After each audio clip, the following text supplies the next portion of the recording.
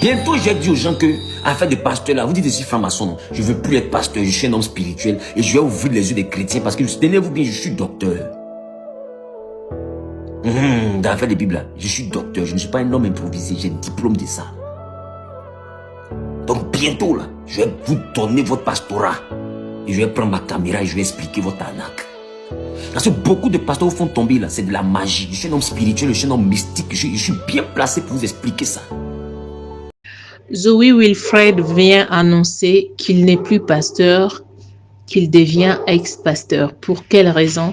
Restez branchés sur cette chaîne et nous allons le découvrir ensemble avec vous. Ne zappez surtout pas.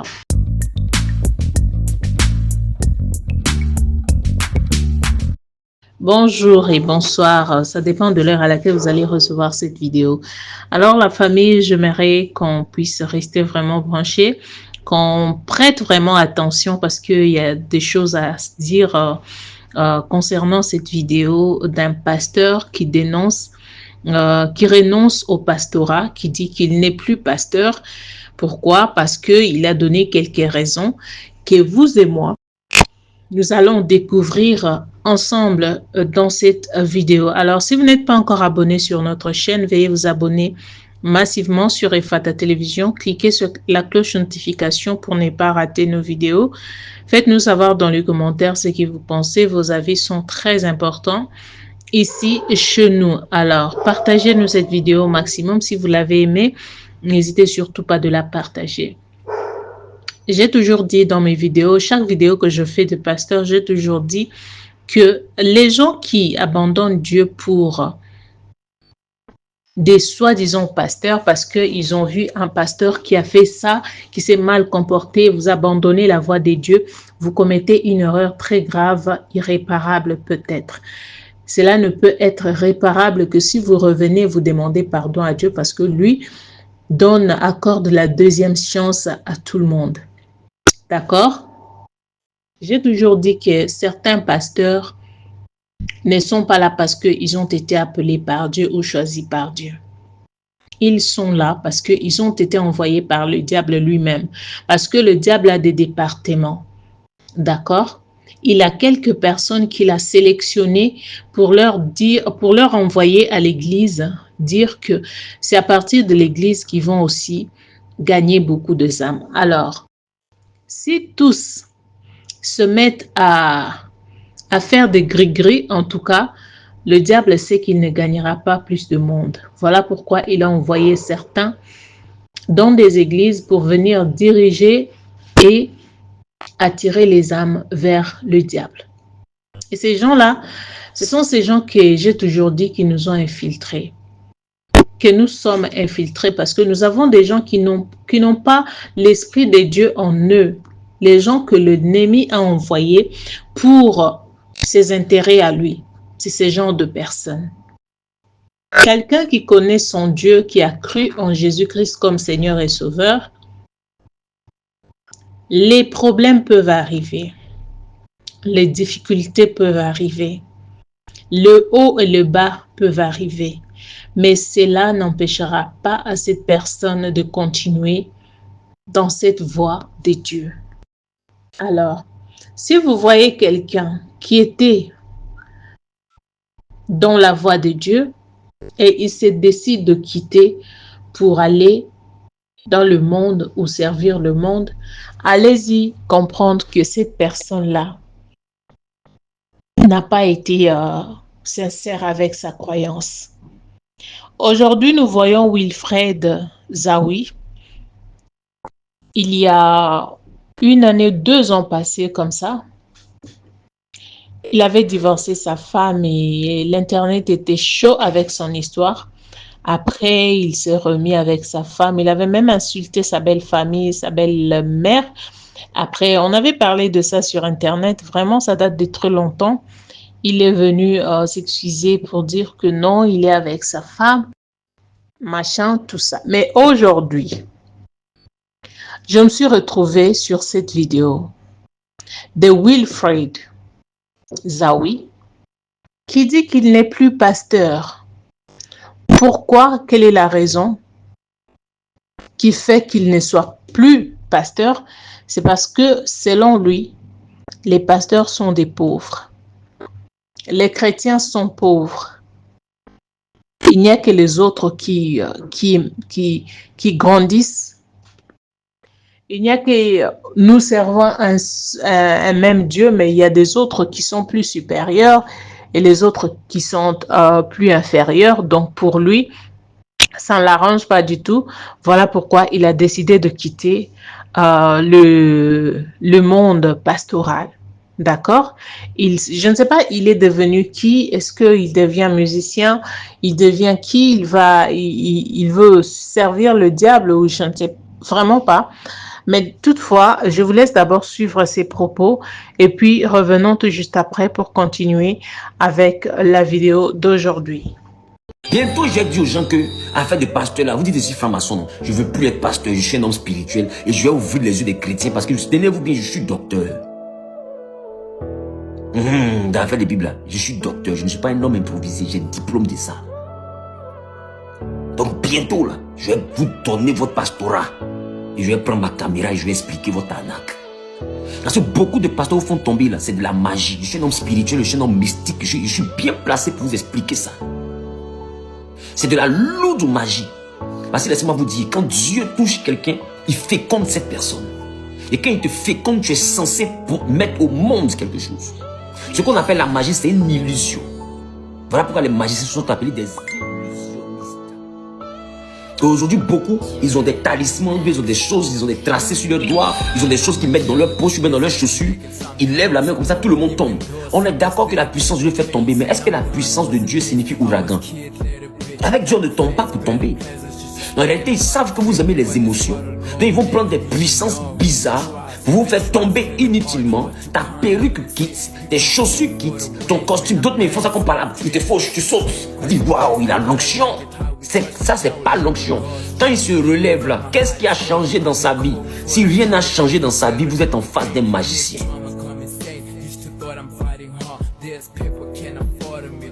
Je vais aller jusqu'à vous expliquer dans le mysticisme christocentrique quels sont les types d'animaux et quels sont les types de talismans que les gens utilisent pour faire ce genre de puissance-là. Bientôt, vous allez comprendre que je ne suis pas un enfant simple. Chacun sait comment il est venu au monde. Lui qui regarde bien Zahir, il sait que l'homme, il n'est pas simple. Moi, quand je suis venu au monde, ma mère n'a plus la capacité d'engendrer. Elle est restée à avoir un anus artificiel. Elle est restée en réanimation. Quand je suis né, on lui a dit que j'allais avoir la malformation. La seule malformation que j'ai pu avoir, voici, ce sont mes doigts.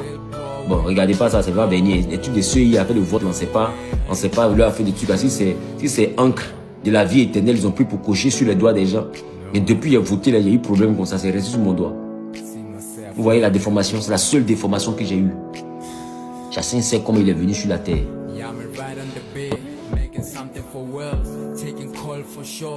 Mais bizarrement, on se retrouve dans une affaire où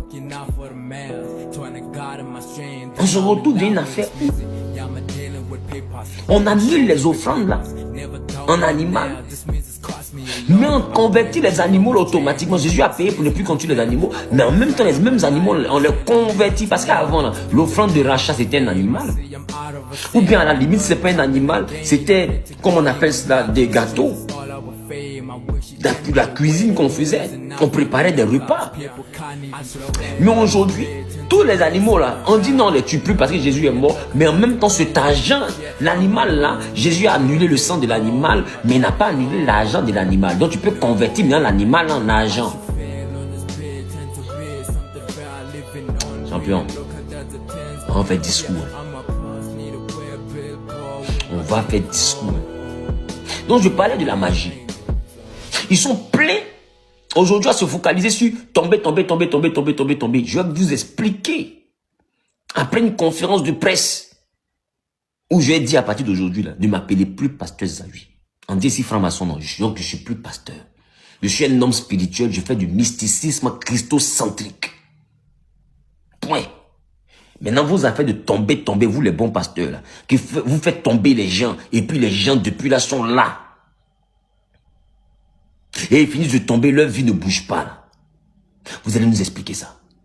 Parce que là maintenant, comme je ne suis plus pasteur, je vais vous expliquer comment ils font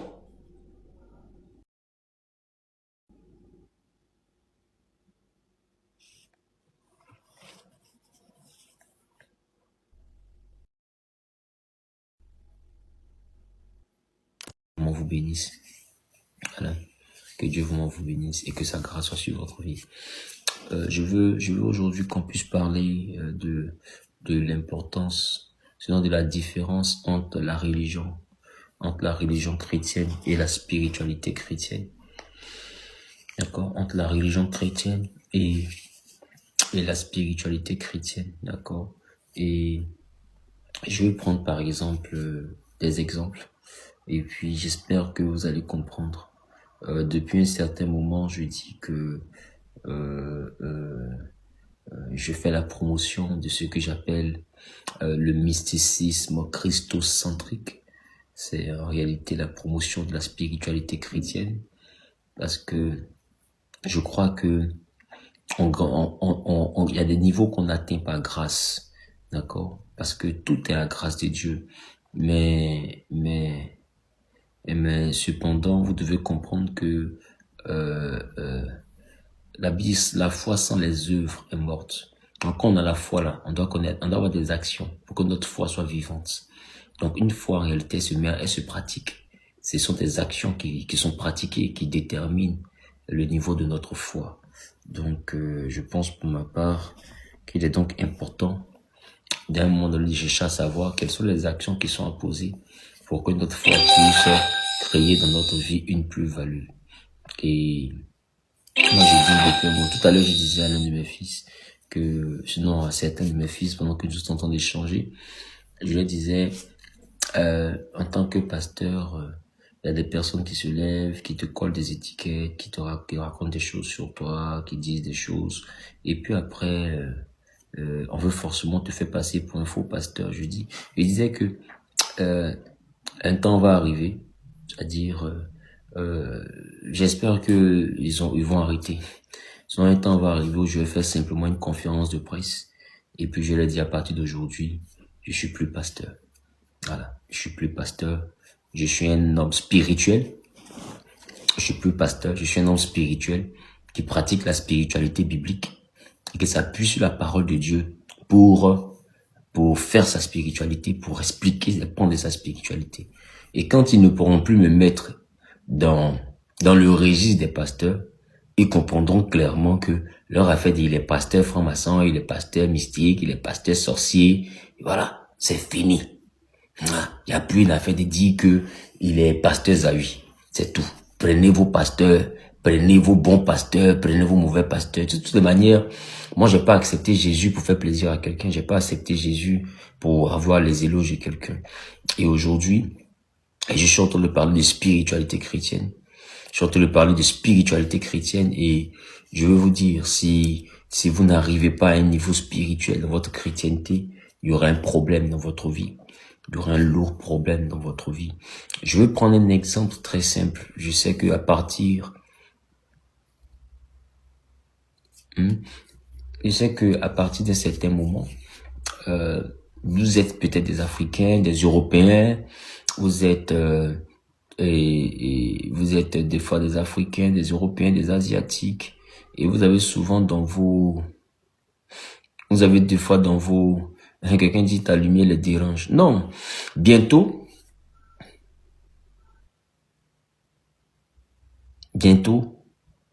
leur affaire de pasteur, je vais enlever ça sur moi. Et puis je vais leur donner leur pastorat. Ils n'ont qu'à être bons pasteurs. Moi, je suis plus pasteur. Je suis un homme spirituel. Et je parle de la spiritualité chrétienne et je fais ce que j'appelle le mysticisme christocentrique. Et je donne mes enseignements spirituels. Et à partir des enseignements spirituels, on va voir la différence entre la spiritualité chrétienne et puis les émotions qu'ils donnent aux chrétiens dans leurs églises, qu'ils appellent l'église, de bonnes églises. Là. Des émotions, des coachings qu'ils font, des développements personnels qu'ils font. On verra la différence. Je vais leur donner leur pastorat. Ils sont en train de me pousser à la barre de plus en plus. Ils sont en train de me pousser à la barre. Bientôt, je vais leur donner leur pastorat. Ils vont gérer. Parce que être chrétien évangélique, c'est épuisant. C'est lourd quand même. C'est fatigant. C'est fatigant. Les chrétiens sont trop méchants.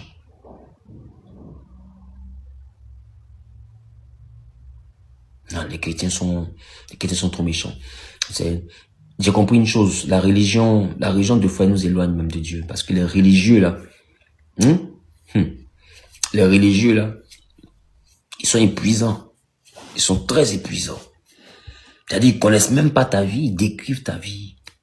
Ils ne connaissent pas ta personne, ils décrivent ta personne. Et bientôt, j'ai fait une déclaration. Jésus, là, on l'appelait pas Messie Jésus, on l'appelait Jésus. Point. Point. Voilà. Messie Jésus. Point. Ils n'appelaient pas Jésus. Ils appelaient Jésus. Fils de Marie. Fils de David. Point. Il n'y avait pas de titre dessus. Mais, quand tu écoutes sa parole, tu sais que cet homme est un éclairé. Tu sais que cet homme est un éclairé. Et j'ai commencé ce que j'appelle le mysticisme christocentrique. Voilà. On dit c'est mystique, non. Moi, il est plus à mener à coller sur moi. Le mysticisme christocentrique. Aujourd'hui, je suis un jeune de 36 ans. Et Dieu m'a fait du bien. Il m'a fait du bien, pas matériellement, pas financièrement. Il m'a fait du bien en termes de connaissance, en termes de savoir. Et je veux distiller, je veux dispenser le savoir que Dieu m'a donné, qui m'a permis d'atteindre le petit niveau que j'ai aujourd'hui. Ce niveau n'est pas grand, mais je pense que c'est un niveau qu'on peut partager. Il y a une différence. Regardez par exemple, je prends un exemple très simple. Pour vous qui êtes dans des endroits, dans de certaines ethnies,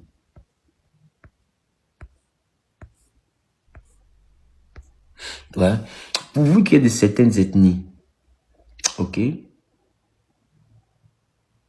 Pour vous qui êtes de certaines ethnies, il y a le village, il y a les villageois originaires du village, et puis, tu es dans le village, et puis à un certain moment,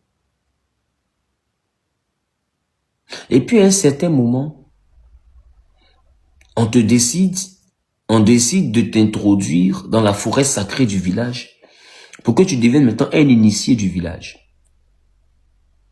Ça fait deux catégories. Si tu étais par exemple un bêté, il y a le villageois qui est un bêté. Et puis il y a quelqu'un, il est bêté de sang. Et puis il y a quelqu'un, il est bêté de sang et il est bêté aussi d'alliance spirituelle. Donc spirituellement, il est bêté. C'est un initié à la spiritualité des bêtés. Et c'est la même chose. Il y a la chrétienté. On a accepté Jésus. Et puis, il y a la spiritualité chrétienne. Le problème aujourd'hui, c'est que beaucoup sont dans la chrétienté, mais n'ont pas accès à la spiritualité chrétienne. Un peu comme si beaucoup sont dans le village, mais n'ont pas accès à la forêt sacrée des initiés du village. Ça fait que tout le monde aujourd'hui se rue vers les pasteurs. Aujourd'hui, tu prends un chrétien, tu le déposes dans sa vie, c'est pas quoi faire, parce qu'il n'est pas spirituellement équipé. Tu prends un chrétien, aujourd'hui, tu le déposes face à son propre problème, il sait pas quoi faire. S'il a trop fait, c'est jeune. Il est allé loin, ses prières. S'il a exagéré, c'est qu'il a pris huile d'olive pour se pomader. Là, le chrétien a poussé très loin. Et bizarrement, on a le même Dieu, mais on n'a pas le même résultat que les hommes dits de Dieu. Ils sont là, ils nous font jeûner, ils nous font prier, et puis eux, ils se tapent des milliards, et eux, ils avancent, ils ont des cortèges, ils ont un nom qui est grand, leur famille est choco, les enfants sentent bon, ils sont frais. Et il y a un même qui est devant toi, un ex-pasteur. Il y a frère. Et puis ils prêchent la bénédiction, mais cette bénédiction, bizarrement, on la voit seulement que dans leur vie. Je vous dis ce qui se passe en vrai. En vrai, ce qui se passe là, c'est que la religion chrétienne, eux tous, ils ont lèvres roses, remarquez, ils ont jolies lèvres, jolis teint, jolies femmes. Et puis ils disent les bijoux, c'est les choses du monde, mais leurs femmes les portent les bijoux des A constants, des ordres, des bijoux, des mysticas, des chaînes serties, des diamants, des lourds bracelets, hein, des vanités terribles.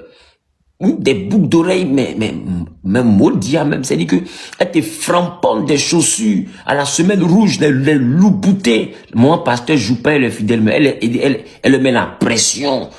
Tu vas voir la mèche humaine bien collée en plus, hein. Ça sort ou bien ça sort pas. Et pendant ce temps, le mari à côté, il fait semblant d'être un peu sobre, il fait semblant d'être un peu humble. Et vous êtes chrétien, vous êtes dans un film, là. C'est pourquoi il dit bientôt, là. Ils vont me pousser à vous laisser à faire des dits ici pasteur. Il dit c'est un homme spirituel. Et puis on s'est parlé cru. Là, il n'y a pas une affaire. Il dit tu es pasteur, tu parles contre les pasteurs. Et vous allez remarquer une chose. Vous allez remarquer une chose. Dans la Bible, il y avait les offrandes d'action de grâce et il y avait les offrandes d'expiation des fautes. Avec un bouc. Bouc, là, je ne sais pas. Mais bouc, là, c'est... Bouc, là, c'est cabri. Cabri garçon, cabri qui a barbe, qui sent mauvais, qui a corne. C'est lui qui est un bouc. Et on faisait les déclarations des péchés sur le bouc. Et on tuait un bouc pour l'Éternel et on libérait un bouc pour Azazel. Azazel, c'était un démon du désert auprès de qui on payait le quota du péché. Et ce cabri-là, il représentait le péché parce que l'odeur du cabri, le cabri sent tellement mauvais que son odeur était un peu comme l'image de l'odeur du péché. Et à côté de ça, il y avait ce sacrifice d'expiation et c'est pour ça que Jésus est venu mourir pour accomplir une bonne fois pour toutes l'expiation des péchés et qu'à partir de cette expiation-là, on puisse avoir une bonne fois pour toutes le pardon éternel des péchés. Mais c'est le péché qui nous empêchait d'avoir la vie éternelle. Vous allez le comprendre. Dans la spiritualité chrétienne, il y a aussi des sacrifices d'action de grâce. Il y a aussi des sacrifices d'action de grâce. Il y a les sacrifices que les gens faisaient dans le temple. Il y a les sacrifices même en termes de parfum. Il y avait l'autel des parfums. Tous les sacrifices n'étaient pas pour le pardon des péchés. Mais aujourd'hui, on se rend compte que des personnes nous disent que depuis que Jésus est mort à la croix, il n'y a plus de sacrifices à faire pour des sacrifices au niveau des animaux à faire. Je suis d'accord. Parce que le sang de Jésus suffit pour tout ce qui est d'ordre d'expiation des péchés. Donc, je suis donc d'accord qu'on ne doit pas avoir de sacrifice d'expiation, de tuer un animal pour avoir pardon des péchés. C'est pas possible. Tu vas comprendre pourquoi est-ce que je t'interpelle là-dessus, sur cette réalité. Je t'interpelle là-dessus parce que là où les pasteurs disent que Jésus a tout payé et qu'on ne doit plus faire de sacrifices même d'animaux, on ne doit plus faire de sacrifices bestiaux, je suis d'accord. Mais bizarrement, ils ont réussi à annuler tous les sacrifices animaliers. Ils ont réussi à tout annuler. Mais bizarrement, ces sacrifices, au lieu d'être annulés pour disparaître, ces sacrifices ont été convertis en sacrifices financiers. C'est-à-dire que maintenant, l'animal que les gens prenaient pour une action, tu vas voir que dans la Bible, on te dit, pour telle chose, on donnait tel animal. Cet animal, ils vont dire, on ne donne plus d'animal, mais on continue à faire l'offrande de la chose. Mais c'est plus un animal. Parce que Jésus est mort en tant qu'animal. Mais c'est un agent. Bon, depuis quand on annule quelque chose à la croix, et cette chose se convertit en jeton. Vous voyez pas que il y a un loup tapé crié là. On ne dit qu'on ne sacrifie plus animal. Mais le sacrifice d'animal qui est écrit noir sur blanc dans notre Bible, on dit Jésus est mort pour l'animal, on ne doit plus le tuer. Maintenant l'animal, le pasteur s'arrange maintenant pour convertir. Comme le sang de l'animal peut plus couler parce que le sang de Jésus a coulé, l'animal là on le vend, il devient l'argent d'enveloppe. Donc du coup Jésus n'a donc pas annulé les sacrifices. Jésus a converti le sacrifice de mouton en enveloppe de 500 000.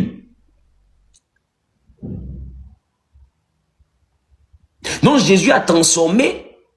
Il a converti, en fait c'est une conversion de cabri, c'est une conversion de bouc, c'est une conversion de bœuf à enveloppe de 3 millions. Bientôt j'ai dit aux gens que, affaire de pasteur là, vous dites ici franc-maçon, non, je veux plus être pasteur, je suis un homme spirituel et je vais ouvrir les yeux des chrétiens parce que tenez-vous bien, je suis docteur. Dans l'affaire des Bibles, là, je suis docteur, je ne suis pas un homme improvisé, j'ai un diplôme de ça.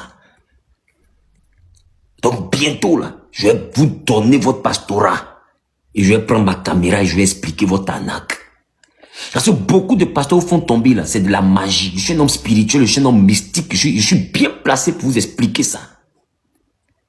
C'est de la lourde magie. Parce que laissez-moi vous dire, quand Dieu touche quelqu'un, il féconde cette personne. Et quand il te féconde, tu es censé pour mettre au monde quelque chose. Ce qu'on appelle la magie, c'est une illusion. Voilà pourquoi les magiciens sont appelés des illusionnistes. Aujourd'hui, beaucoup, ils ont des talismans, ils ont des choses, ils ont des tracés sur leurs doigts, ils ont des choses qu'ils mettent dans leur poche ou bien dans leurs chaussures. Ils lèvent la main comme ça, tout le monde tombe. On est d'accord que la puissance de Dieu fait tomber, mais est-ce que la puissance de Dieu signifie ouragan? Avec Dieu, on ne tombe pas pour tomber. En réalité, ils savent que vous aimez les émotions. Donc, ils vont prendre des puissances bizarres pour vous faire tomber inutilement. Ta perruque quitte, tes chaussures quittent, ton costume, d'autres, mais ils font ça comparable. Ils te fauchent, tu sautes. On dit, waouh, il a l'onction. Ça, c'est pas l'onction. Quand il se relève là, qu'est-ce qui a changé dans sa vie? Si rien n'a changé dans sa vie, vous êtes en face d'un magicien.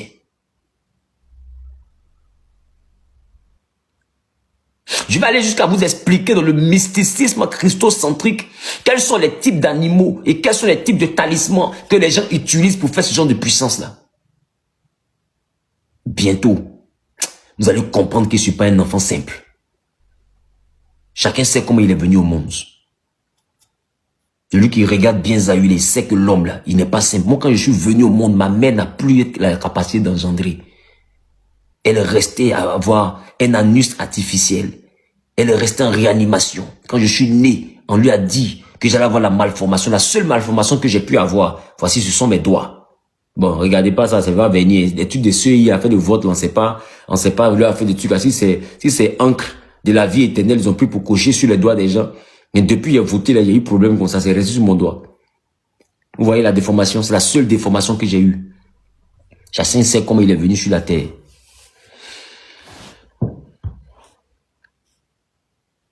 Mais bizarrement, on se retrouve dans une affaire où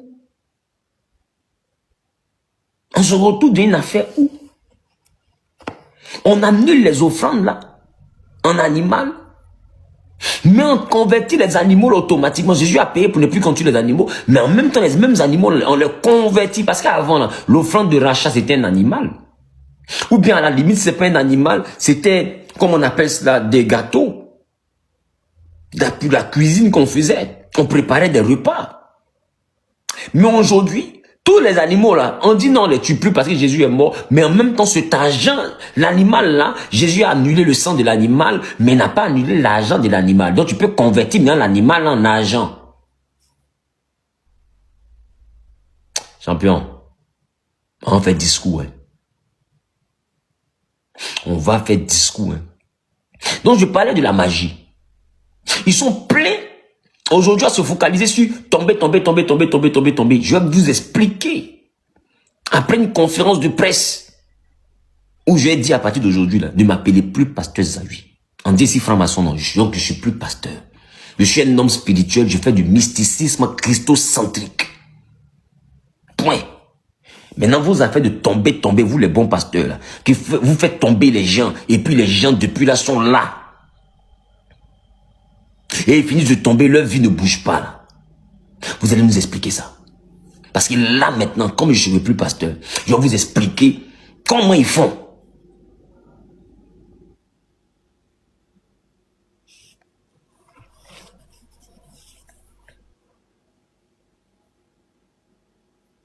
Et je vais continuer mes séances de formation en spiritualité, je vais continuer mes séances de coaching, je vais continuer mes séances mais voilà.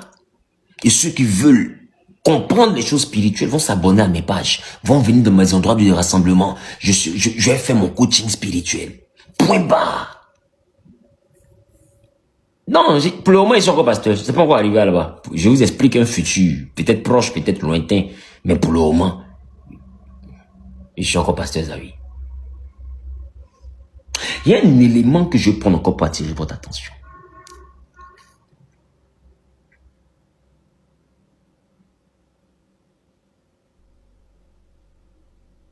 La sexualité.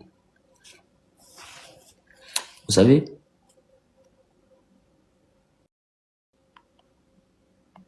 regardez ce que la Bible dit. Donc, laissez-moi chercher, je viens. Le chapitre 1 Corinthiens, le chapitre 6, le verset 18. La Bible dit, fuyez l'impudicité. Quelque autre péché qu'un homme commette. Ce péché est hors du corps. Mais celui qui se livre à l'impudicité pêche contre son propre corps. Ok? Ne savez-vous pas que votre corps est le temple du Saint-Esprit qui est en vous? Et que vous avez reçu de Dieu et que vous ne vous appartenez point à vous-même? Quelqu'un met en commentaire le mysticisme christocentrique. Il dit, fuyez l'impudicité. Les autres péchés que vous commettez là, ces péchés-là sont en dehors du corps, mais l'impudicité est un péché dans le corps. 1 Corinthiens chapitre 6, le verset 18. 1 Corinthiens chapitre 6, le verset 18. Je veux voir quelque chose. 1 Corinthiens chapitre 6, le verset 18.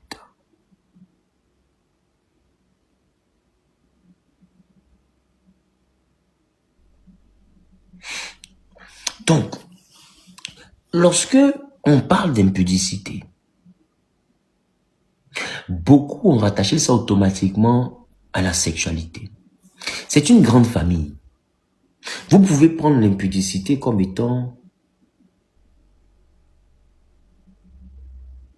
Je prends un exemple. Dans le grec, on parle de porneia. Bon, je sais que porneia, ça se rapproche un peu plus de poporopo.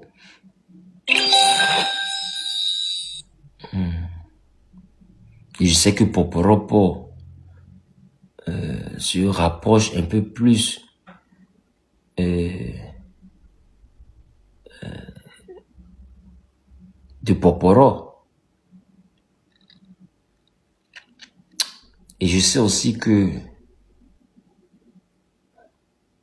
poporo se rapproche un peu plus d'un truc comme ça.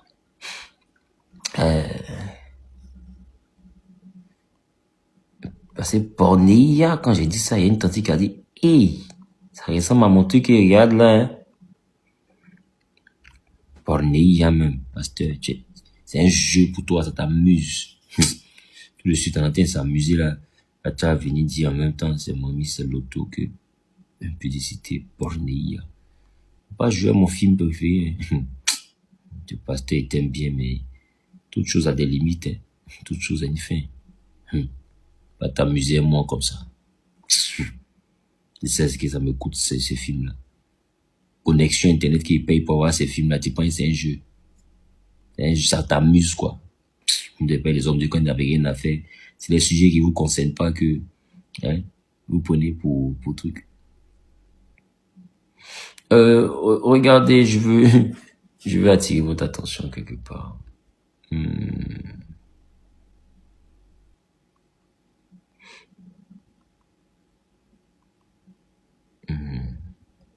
Voilà.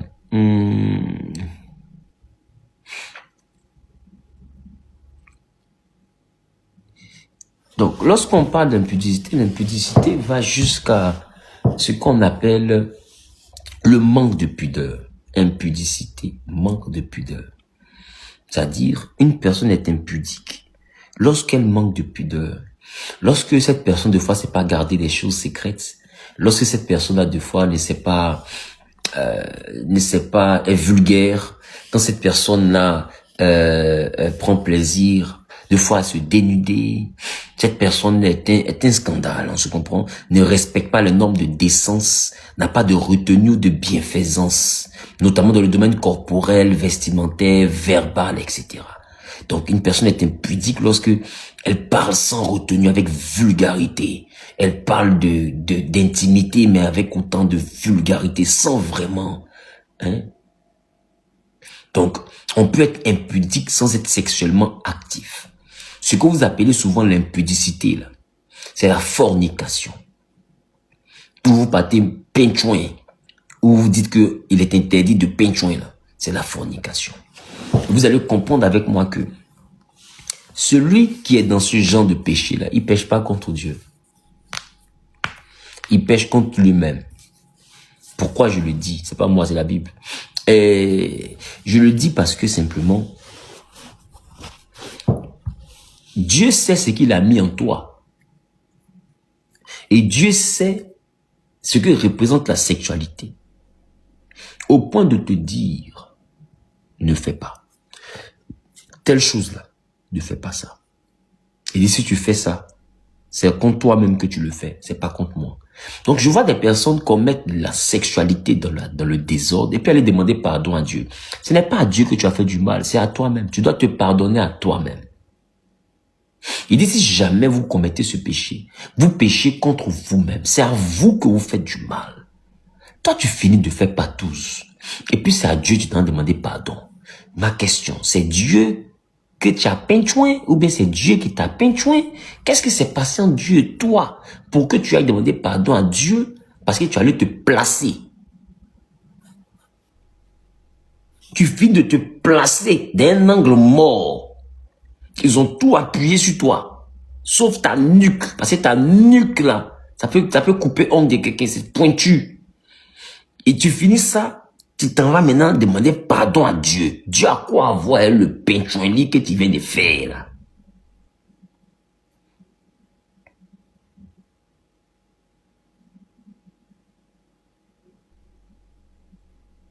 Lisez la Bible. Vous allez comprendre beaucoup de choses. Et aujourd'hui, les chrétiens ont fait de la sexualité le péché par excellence. L'indiscrétion même est plus grave même. Mais je ne rentre pas dans ça pour le moment.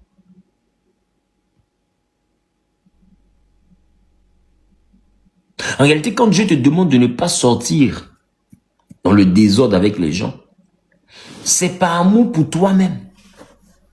C'est pas par amour pour Dieu. C'est pas à Dieu que tu rends service.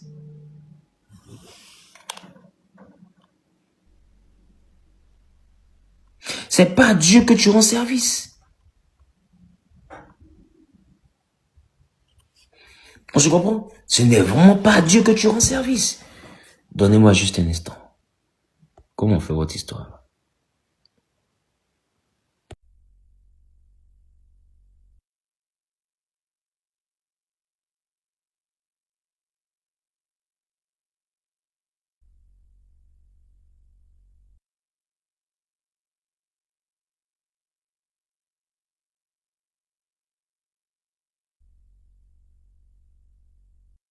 Vous m'entendez? Vous me recevez maintenant? Voilà. Donc, c'est pas à Dieu que tu as fait du mal. C'est pourquoi je dis aux gens, vous devez instruire les gens sur la spiritualité chrétienne. Parce que la religion, c'est là d'expliquer la parole de Dieu. C'est là de présenter les interdictions. C'est là de dire ça l'en fait pas, ça l'en fait. Mais la spiritualité, c'est le décodage des raisons pour lesquelles on fait et des raisons pour lesquelles on ne fait pas. Quand Dieu te dit honore ton père et ta mère, la spiritualité voudrait, d'accord?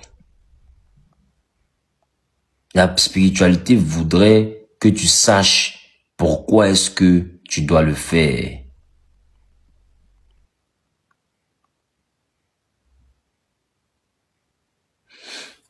La spiritualité voudrait que tu saches pourquoi est-ce que tu dois le faire. Mais la religion va te dire simplement ne le fais pas. Vous allez voir que chez nos frères d'à côté, les musulmans, ils ont des gens que vous appelez les marabouts, les karamoko, les karamokoché. Laissez-moi vous dire, ce que vous appelez le karamoko là, demandez à un musulman, il va vous dire. Il est le côté spirituel des musulmans. Donc, ils ont leur religion qui les envoie à aller sur le tapis de prière à 4 heures, à 13 heures, à 15 heures, etc.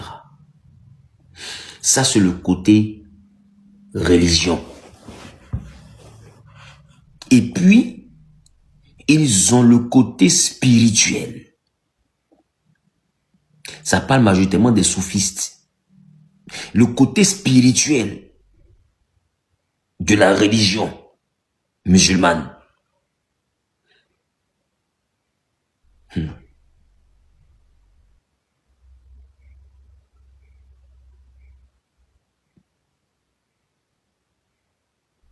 Et vous allez comprendre que les frères musulmans que vous voyez là, quand ils finissent,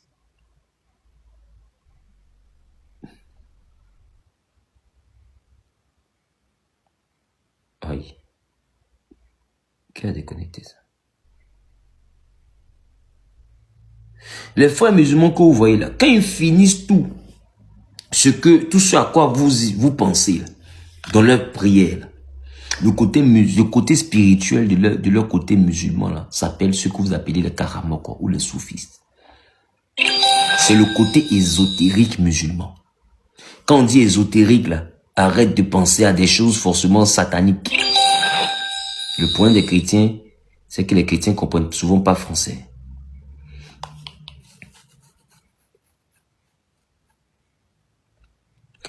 Ésotérique, voyez ça ici.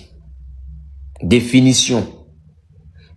Ésotérique désigne ce qui est réservé à un cercle restreint d'initiés, difficilement accessible au grand public. Donc, ésotérique signifie ce qui est difficilement accessible au grand public.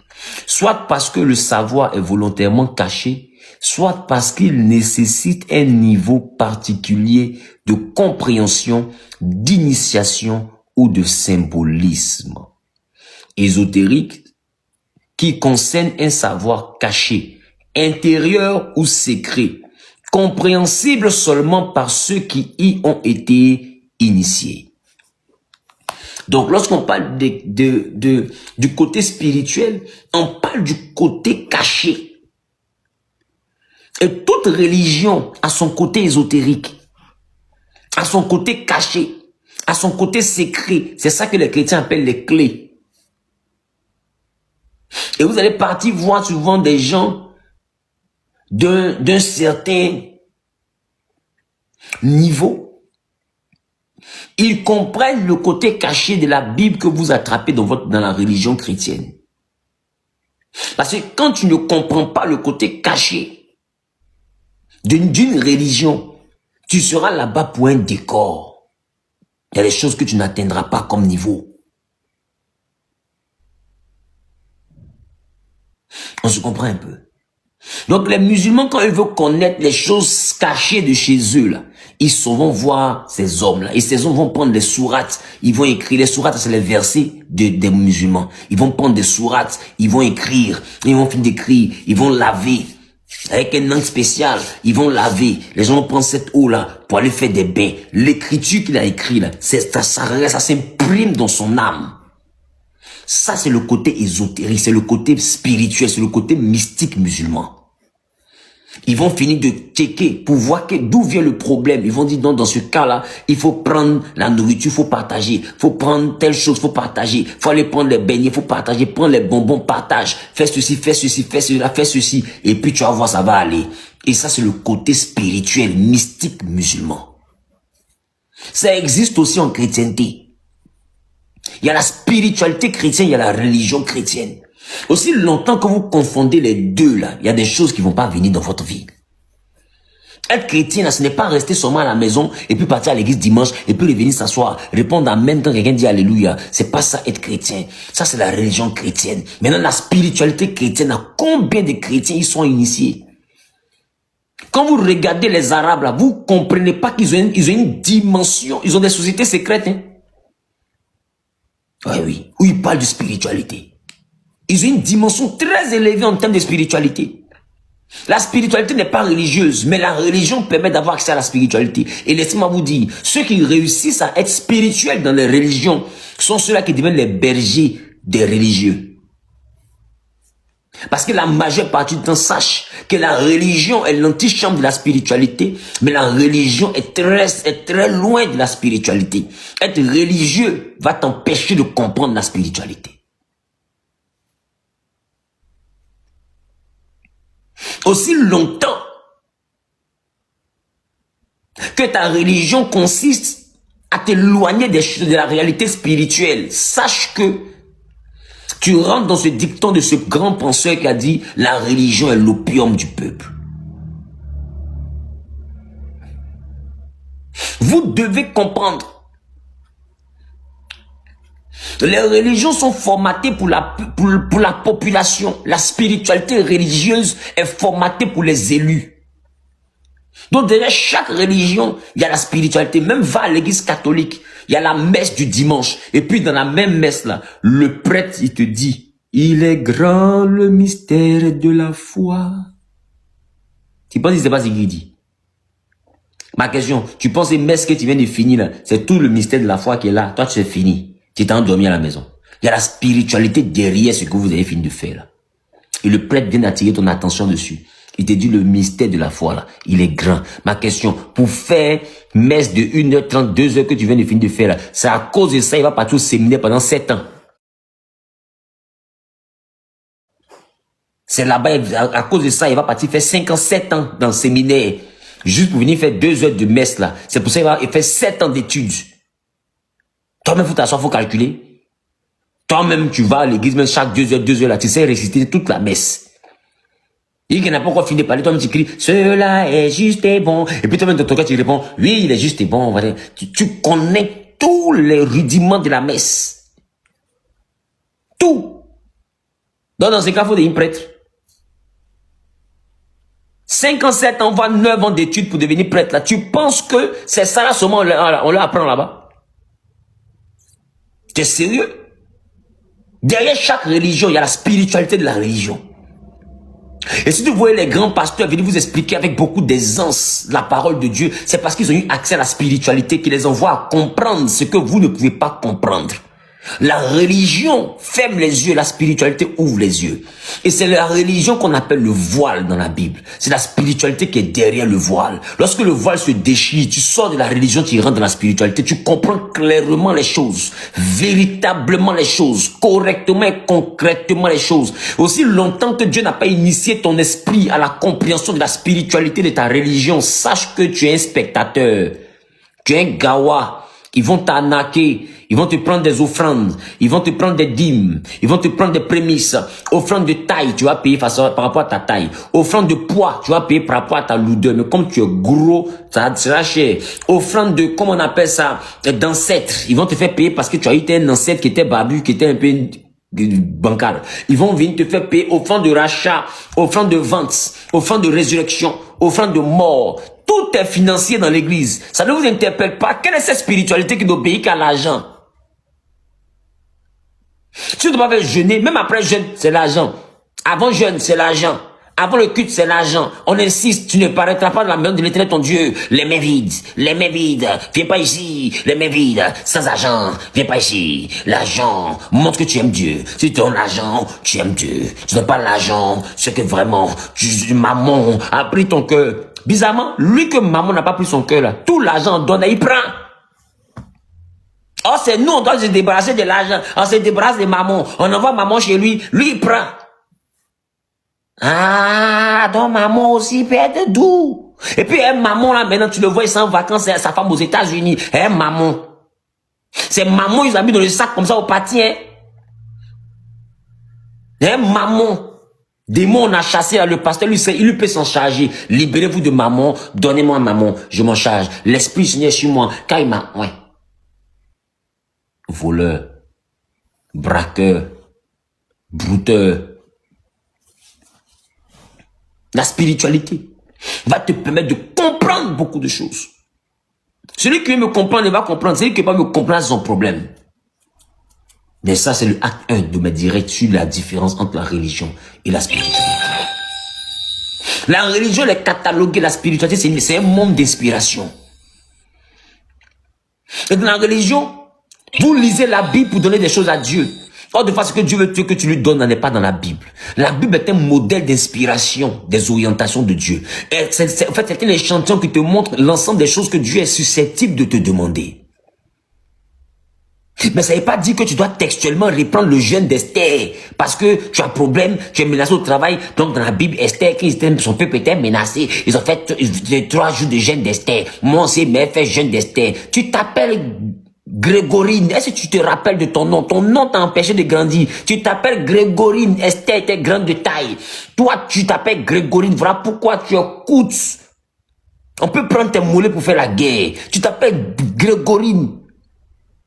Par qui t'en dit tu as avalé règles? Tu t'appelles Grégorine, tu fais quoi dans le jeûne d'Esther? Au fait, ça te montre que tu dois avoir une inspiration. Tu dois avoir une inspiration pour que ta situation change. Ça n'est pas dit que tu dois recopier, c'est pas du copier-coller. Et la religion vous envoie à copier-coller. La spiritualité va vous envoyer à aller demander à Dieu pour ma situation, qu'est-ce que je dois faire? Ça s'appelle consulter Dieu.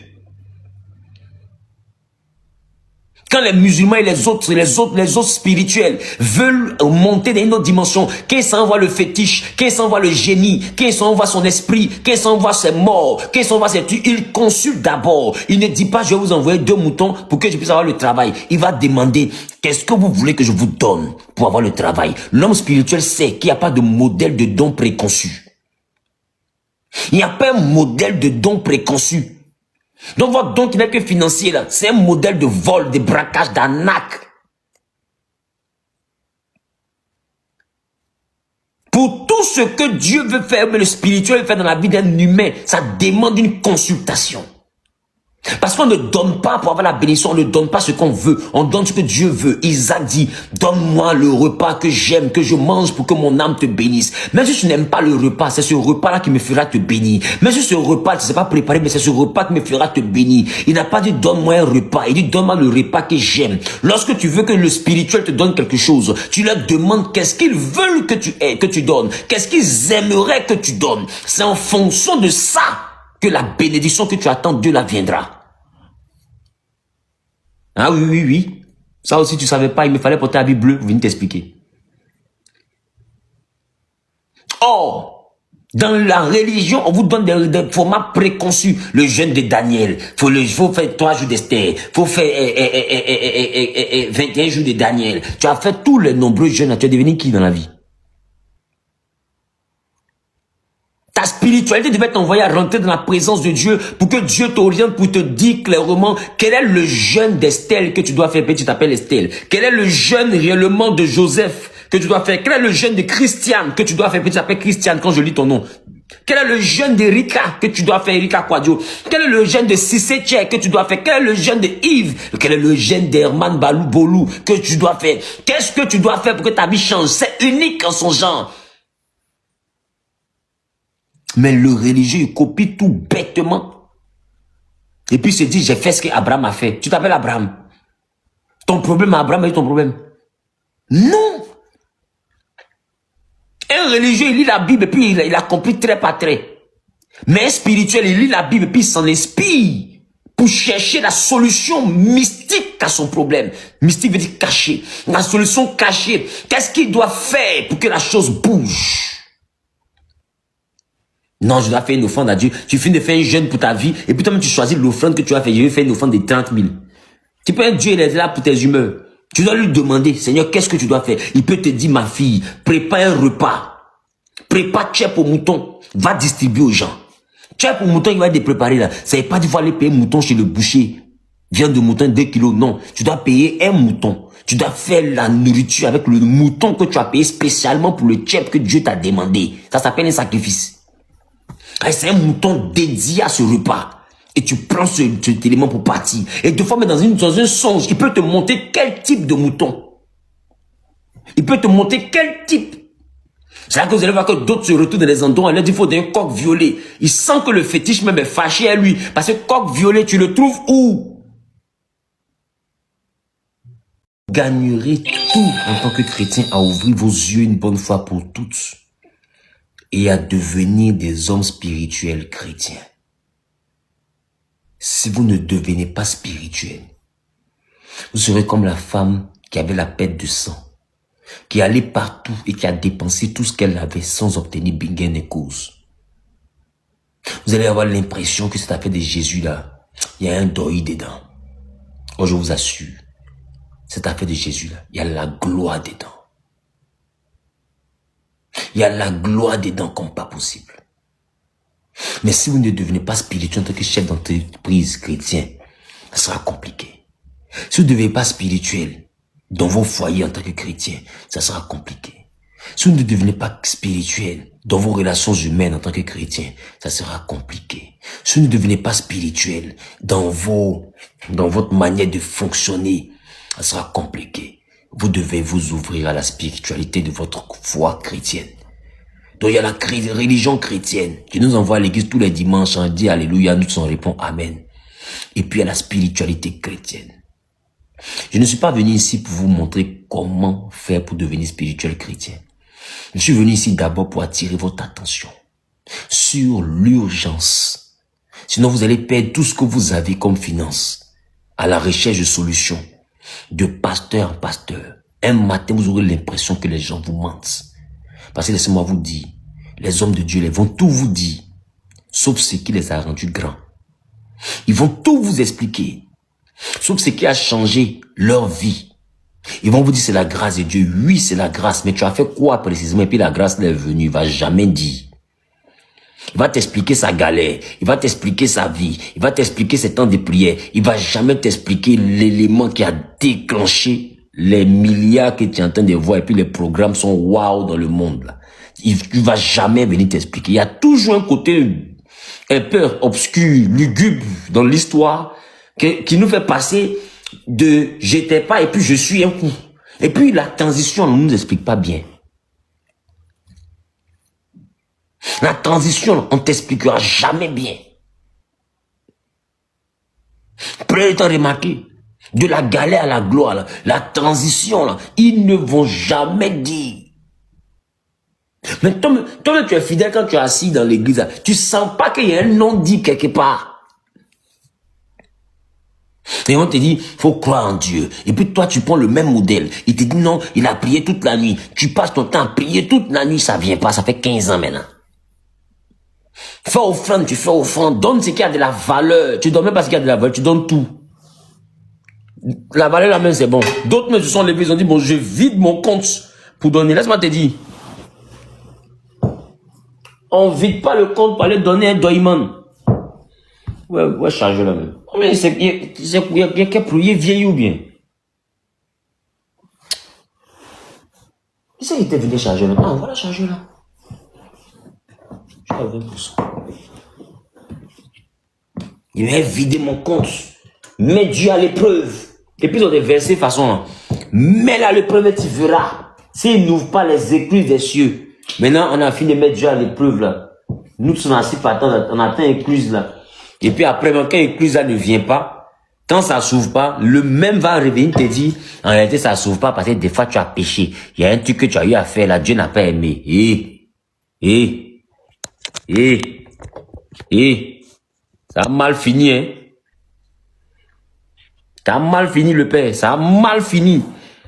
Au début, là, la condition n'était pas qu'il devait devenir ange Gabriel. Hein. Parce qu'à la vérité, si Dieu doit regarder notre style de vie pour nous bénir, là, même toi-même, tu es en train de me donner l'évangile, il va pas te bénir. Si tu poses la question à ta femme, elle va nous expliquer qui tu es.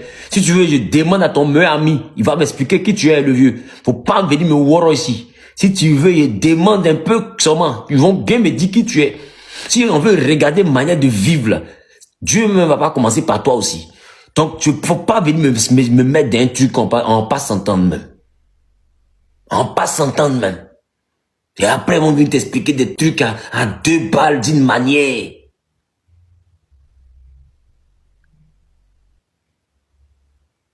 Non. En réalité, c'est parce que tu t'es masturbé. Ah ouais, donc c'est une bénédiction sexuellement transmissible, c'est ça. Il fallait bien me dire qu'il n'était pas dû.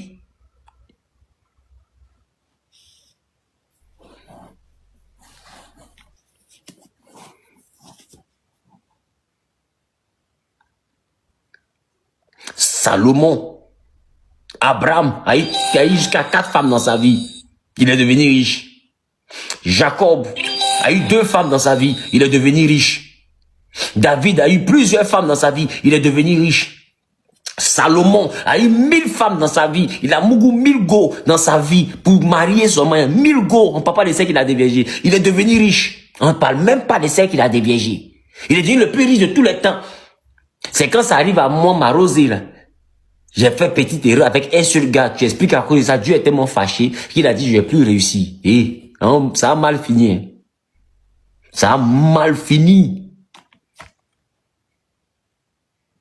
Ça a mal fini. Et puis lui, il n'entend pas là-dessus. Tu fouilles bien. Et tu fouilles bien. Des fois, lui, il a sa femme qui est puis dans l'église, dans les chantes, là. Il y a pour lui dedans. Des fois, même dehors là-bas, il y a pour lui dedans. Mais lui, Dieu n'a pas réglé tout ça pour ne pas le bénir. Dieu le bénit et ça. Ah oui. Quand c'est lui, Dieu comprend. Mais quand c'est le fidèle doit comprendre que c'est parce qu'il n'est pas devenu l'ange Michael. Vous ne voyez pas qu'il y a un non-dit dans cette affaire-là. Vous ne voyez pas. Et les gens vous endorment dans la religion. Et puis ils prospèrent par la spiritualité. Parce que les règles qui vous imposent, quand vous asseyez bien, et puis des fois les papous se cassent dans l'église pour expliquer qui soit papa, ou bien qui soit maman, ou bien qui soit pépé, ou bien qui soit néné. Quand vous comprenez les papous, là, vous me voyez qu'à la fin de la journée, ce qu'il vous a dit, on ne fait pas. Lui-même, il a fait, mais il est devenu milliardaire. Tu es le seul qui a fait, qui est devenu pauvre. Tu ne sens pas qu'il y a un non-dit.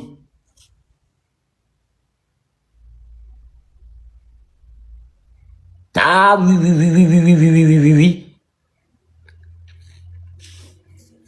Tu sens pas qu'il y a un non-dit. Tu sens pas qu'il y a un non-dit. Ça là encore, il est bien de porter la Bible bleue pour attirer ton attention dessus. Il est bien de porter la Bible bleue pour venir t'expliquer ça. Et tu ne vois pas que quand ça arrive à toi, ton niveau, Dieu est trop sévère. Mais à leur niveau, Dieu comprend. Et Dieu les bénit, Dieu les pardonne. Et puis on dit, c'est parce qu'il a une alliance avec Dieu. Donc Dieu il est fâché à nous quand il ne veut pas s'allier à nous aussi, quoi. C'est ça. Vous ne connaissez pas son alliance. Vous ne connaissez pas, tu vois, il y a une tata dans l'église qui a toujours une perruque dure. C'est un homme de Dieu. Hein. Vous ne connaissez pas son alliance. Vous ne connaissez pas ton alliance. Tu vas pas partir friser ta perruque là. Non, encore calme, tanti. On a perdu beaucoup d'argent par ici. On a perdu beaucoup d'années par ici. On a raté beaucoup de poulets. À cause de ça, on a jeûné, on a des poulets, on n'a pas mangé par ici. On est déjà fâché. Et si venez ici avec gros cras, mon tchapa était bien formé, afin de jeûne prière, tout a fondu. J'ai perdu beaucoup dans la vie, tanti. Je suis encore très calme. Je suis encore calme. Pendant que je suis encore poli, l'esprit de Dieu est encore dans ma vie, là. Faut quitter devant moi. Pendant qu'il est encore là, hein, faut quitter devant moi. Sinon, ça sera plus moi qui vis.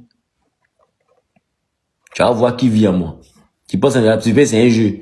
Tu payes, c'est un jeu. Toi, tu payes, c'est un jeu. Nos camarades ont des fétiches, nos camarades ont des génies, nos camarades sont dans des loges, nos camarades sont dans des trucs compliqués, ils sont en train de prospérer, nous on décide de laisser tout ça, et puis on embrasse le Dieu des dieux, le Seigneur des seigneurs. On s'est dit que si eux ils ont choisi un Dieu, nous on s'en prend le Dieu de ce Dieu-là. Et on s'est dit que si eux ils ont choisi un Seigneur, nous on s'en chercher le Seigneur de ce Seigneur-là. Et puis eux ils tapent pas poteau, nous on vient on tape poteau, toi tu nous expliques que c'est mamie, et puis c'est l'auto. Toi tu penses c'est un jeu. Tu connais une frustration qu'on vit dehors là-bas. Tu connais comment des fois les gens se moquent de nous dans notre affaire de Dieu là dehors là-bas. Tu penses que c'est un jeu. Ah, venez dire non, c'est qu'on n'est pas son alliance. Il n'a qu'à donner alliance à nous tous sans s'allier à Dieu ici. Nous tous sans s'allier. On va se connecter à Dieu, nous tous ici. Tout ça, ça va finir. De toute manière, Dieu là, c'est une source intarissable. S'il a rendu riche, il peut nous rendre riche aussi. Ça va pas finir dans de Dieu. Quel est le problème?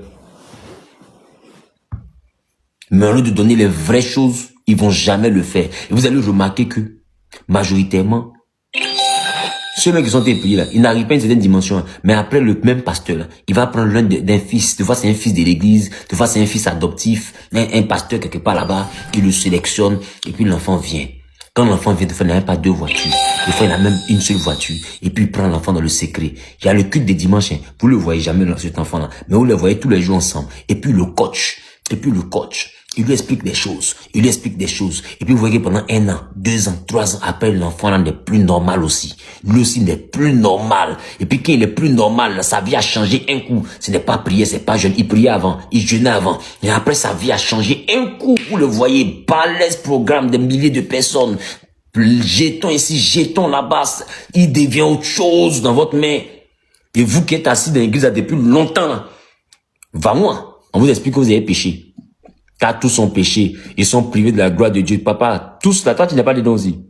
C'est nous seuls on a péché. C'est dans nous seuls, nos familles, les gens adorés fétiches. Toi, tu es quitté en Palestine.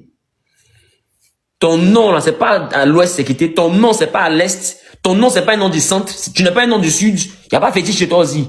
Tous tes parents là, c'était Moïse. Ton grand-père, c'était Abraham. C'est nous, on a toutes les récréations, on doit chasser tous les esprits. Tous les jours, on nous délivre, ça finit pas. Tous les jours, on nous délivre, ça finit pas. Nos esprits aussi sont têtus. À un moment donné, il faut arrêter, le vieux. Il faut arrêter à un moment donné, il faut nous dire la vraie situation. Fais-nous le vrai point. Si on est prêt à écouter, on va écouter. Si on est prêt à suivre, on suive. Mais il faut nous expliquer. C'est comment, mouvement là, c'est comment.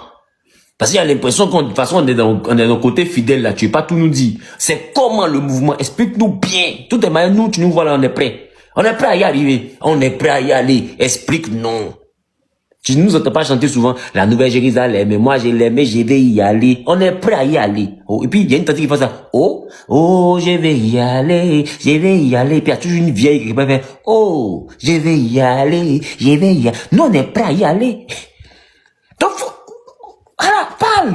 Nos cœurs restent ouverts. Écoute, on t'écoute, le vieux. Mais faut pas venir nous dire qu'à Dieu a tant aimé le monde qu'il a donné son fils unique. C'est pour nous tous qu'il a donné son fils unique. Mais galère des fils, ça c'est chez nous, ça vient. L'argent des fils, ça c'est chez toi, ça va. C'est comme un mouvement là. Et ton enfant spirituel que nous on a vu venir à l'église ici, il était là, derrière toi. Tout d'un coup, quand il est devenu debout aussi. Donc faut nous expliquer le truc. Et c'est ça la différence entre la religion et la spiritualité chrétienne. Et les gens savent bien ce qu'ils font à vous. Ils vous gardent dans la religion et puis eux, ils utilisent la spiritualité. Et quand on veut parler de spiritualité, il te dit tu n'es pas encore mature, tu n'es pas encore mûr, tu n'es pas encore mature. Mais écoute, c'est saint de ma maman là, c'est ça qui me rend mature. C'est manger que tu me donnes, c'est ça qui me rend mature. Au lieu de me donner les vrais repas, vous allez vous parler des 4 codes pour réussir financièrement, des 7 clés de l'abondance prospère, des 8 clés pour être une femme équilibrée de bénédiction, des 34 portes pour devenir un homme d'impact surnaturel. Foutaise, vous êtes dedans. Foutaise, vous êtes dedans. Et puis, clé là. Chaque programme, on s'en va prendre les clés. On dit, petit 1, petit 2, petit 3. On a fini de prendre clé là. Maintenant, on cherche porte là. On trouve pas. Voilà clé de nos mains. On est comme ça. On prend mes clés là dans la porte de réussite, de voyage. Bang, bang. Ça passe pas du nom. C'est pas la porte. Non, c'est pas pour ça que papa parlait, c'est une autre porte. Je prends encore la même clé, je mets dans la porte de travail. Bang, bang. C'est pas pour ça. Après qu'il prend, met dans la porte de mariage. Bang, bang. C'était pas la clé du mariage, c'était pas la clé du mariage. Après, il vient dire à papa, mais papa, j'ai mis dans toutes les portes, ça s'ouvre pas. Il dit, ma fille, arrêtez, c'était la clé de l'adoration. Pour que le dimanche, tu lèves les 2 mains vers les cieux. Et que tu dis, Seigneur, tout ce que tu fais est bon. Les vieux, ça a mal fini. Tout ce que tu fais est bon, comment? Tu m'as dit toutes les clés, c'était pour ouvrir les portes. Je suis parti, dit, porte s'ouvre pas. Je reviens te voir, tu me dis, c'était clé d'adoration, que je dois lever mes 2 mains, et puis je dois adorer Dieu, puis je dois dire, Seigneur, tout ce que tu fais est bon. Tu m'arrêtes ça. Et c'est ça, un religieux, là, on va toujours te dire que pour toi, là, tout ce que Dieu fait est bon. Et les bonnes choses que Dieu fait, là, c'est jamais pour toi. Mais c'est tout ce qu'il fait, là, qui est bon. Mais les bonnes choses qu'il fait, là, c'est jamais pour toi. Et ça, là, j'ai besoin de porter la Bible bleue pour venir te parler de ça. Hein? Oui, tu me vois, j'ai besoin de porter la Bible bleue pour venir te parler de ça. Si elle n'est pas porté la Bible bleue, tu n'allais pas venir ça. Fait ton attention n'allait pas s'attirer. Tu n'allais pas attirer ton attention dans ces choses-là.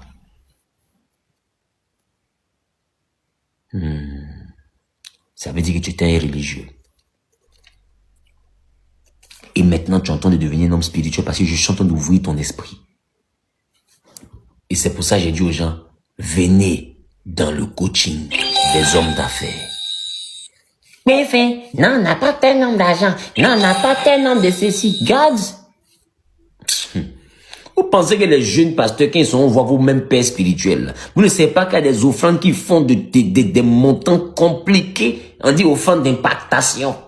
Mais après ça, là, le vieux l'ouvre son cœur et puis te dit, faut faire ça, faut faire ça, faut faire ça, faut faire ça. Le petit, il a fini de saigner, mais quand on lui donne l'orientation comme ça, là, il est debout devant vous après. Vous êtes frustré parce que vous êtes au 500. C'est ça le vrai point. Ah oui. Ça aussi, tu savais pas. Très bien. Et ils sont pleins à se retrouver au Nigeria, chez les pères dans la foi.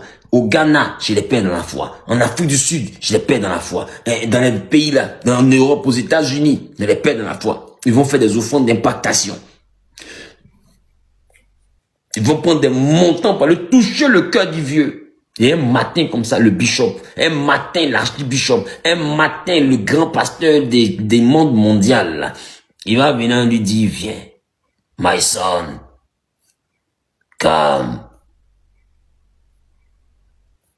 Quand il te dit my son, calme comme ça là, faut calme si tu n'as pas calme, tu n'as pas croire. Faut calme rapidement. Et ils s'envoient, ils calment.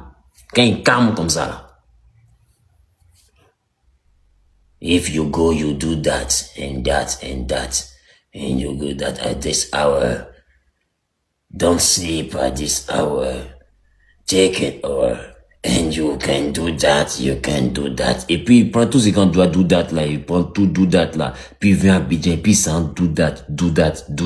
And he do that. At this hour, he do that. Et puis il prend huile encore, il do that. Et puis il do that. Et puis un matin, quand sa vie commence à faire do that. Et puis la vie devient doux dans la date. Oh oui! Et puis toi, t'es fâché. T'amuser. Ça veut dire que beaucoup sont là, ils connaissent les codes, mais ils vont jamais donner. Jamais. Le problème aussi, pourquoi vous chrétiens, vous ne donnez pas là. Parce que vous là, vous êtes des vrais. C'est quoi le petit poisson qui mange la chair là même. Comment ça? Ça va venir. Vous n'êtes pas requin. Hein? Vous n'êtes pas dauphin, vous êtes des requins. Puis voilà, piranha. Chrétien. Un chrétien est mauvais. Tu le nourris spirituellement jusqu'à un, et puis un matin, c'est comme ça. Jamais lui, mais il n'est pas clair même. Lui, mais il n'est pas clair. Tu te demandes, mais attends, lui, il a cassé sa tête, comment pour lire tous mes enseignements dans sa tête même. Tu dis, mais attends.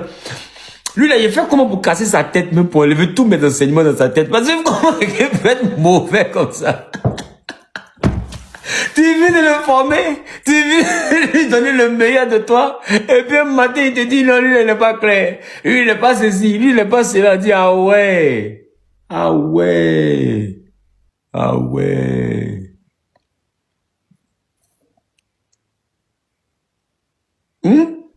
Les gars. Comment ça peut donner envie de vous enlever dans la religion? Comment ça peut donner envie? Tu vois des gens, quand on n'a pas buzz sur toi comme ça, tu es le meilleur pasteur. Dès que buzz arrive, lui m'a dit, moi, il sentait que lui, la main n'était pas claire. Moi, il sentait, c'est bizarre, mais j'ai vraiment déçu de lui, quoi. Mais il y a un truc, vraiment, il faisait un temps. Je sentais qu'il avait vraiment quelque chose, quoi. Parce que vraiment, et puis j'avais eu un songe, là. C'est parce que moi, Dieu me parle d'amusement, là. Tes narines, là, tu vois comment tu es mauvais. Savoir soutenir quelqu'un qui a prêché pour te faire du bien, ça te fait trop mal. C'est maintenant que tu te dit, j'avais rêvé, moi-même j'avais vu, moi-même j'ai pressentais ça, moi-même je me doutais de ça. Son ascension, c'est trop facile, on sait même pas d'où il vient. Chrétien mauvais. Avec beaucoup de vos pasteurs, ils connaissent la fin de vos problèmes, mais ils préfèrent vous mettre dans la fin, dans le jeûne, au lieu de venir vous aider à trouver le chemin, vous donner la vérité. Parce que des fois, eux aussi, ils sont frustrés. De toute façon, vous êtes fâchés contre les pasteurs. Il y a beaucoup de pasteurs aussi qui sont fâchés contre vous. Et ils vous regardent comme ça, puis ceux-là, il faut laisser donc à prier le Seigneur, ils vont mourir, ils vont aller au ciel.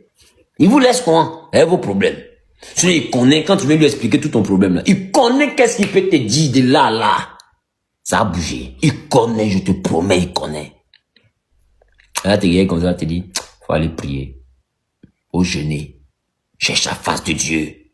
Oh, la même Bible dit, personne ne peut voir la face de Dieu et vivre. Lui te dit, cherche la face de Dieu. Tu as vu qu'il a te donner poison. La Bible dit, personne ne peut voir la face de Dieu et vivre. Lui te dit, va chercher la face de Dieu. Bon, face qui tue. Moi d'aller chercher, oh, il doit déjà loyer. Eh, papa, qui es-tu? Ah, ça encore, il doit porter la Bible, venir te dire. C'est mon habit bleu là, tu attendais pour venir te dire. Ah, bon, d'accord.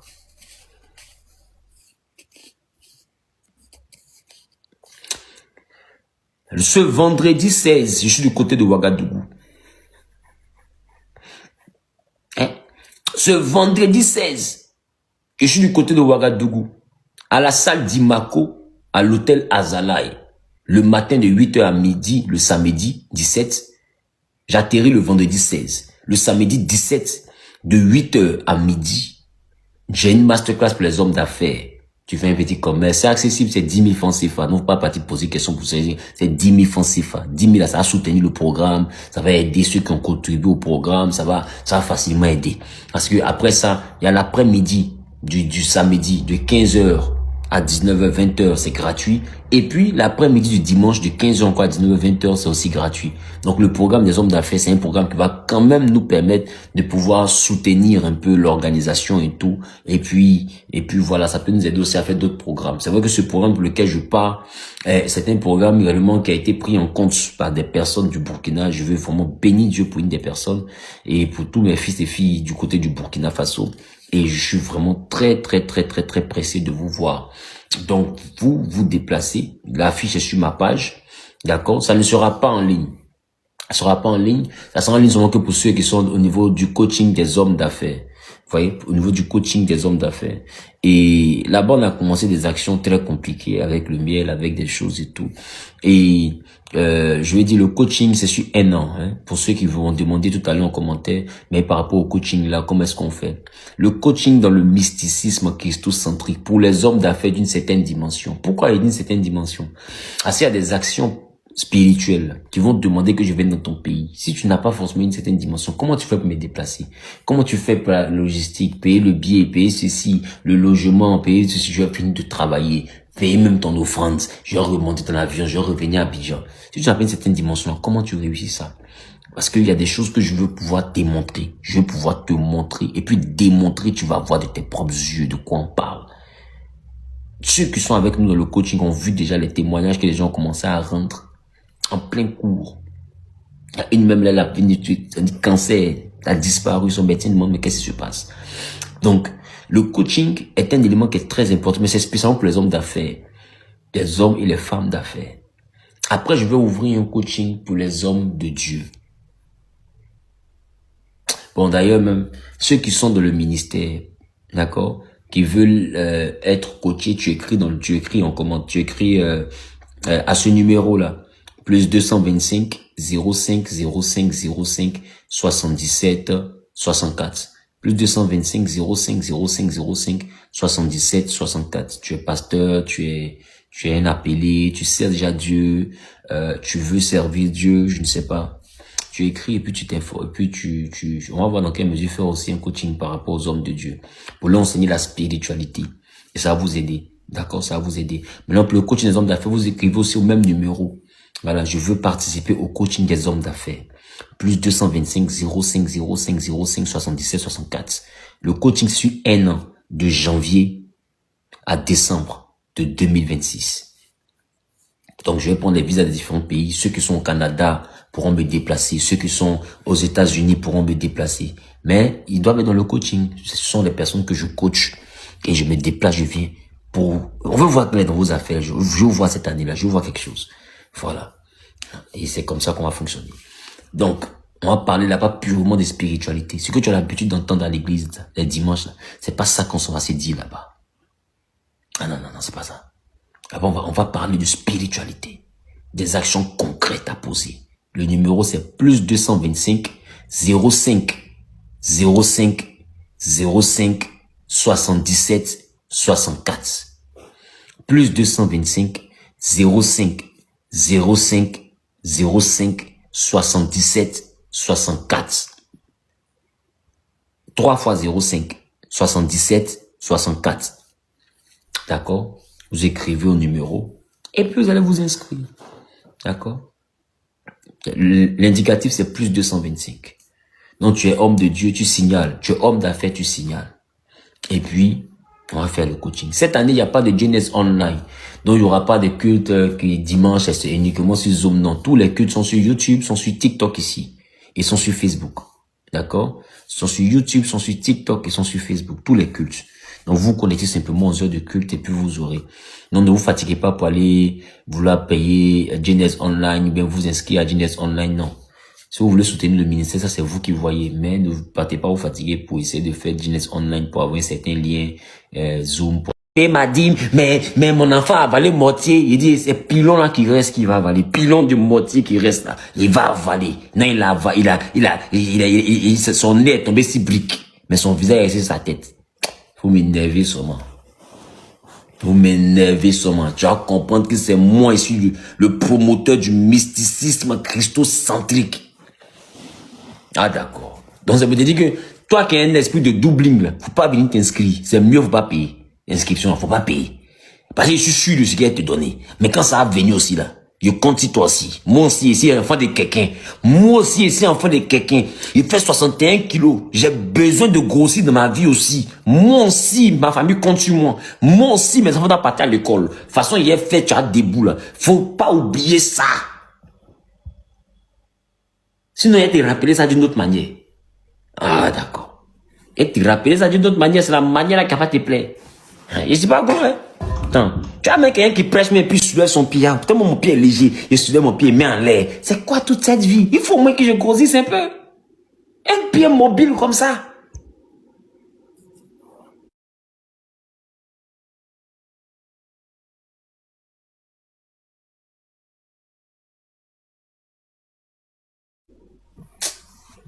Et ça là, viens te montrer des choses, voyager, aller dans ton pays, finir de travailler, t'envoyer ici parler, tu m'appelles à 1h du matin, 2h du matin, et finis de travailler tout. On te dit 2 millions est venu, papa tu sais, comme actuellement il y a trop de problèmes là, comme actuellement il y a trop de ceci, je peux pas payer 200 millions, papa vraiment, j'ai te donné une offrande de 50 millions, et t'es 50 millions, toi, ou t'es dit, il faut garder tout.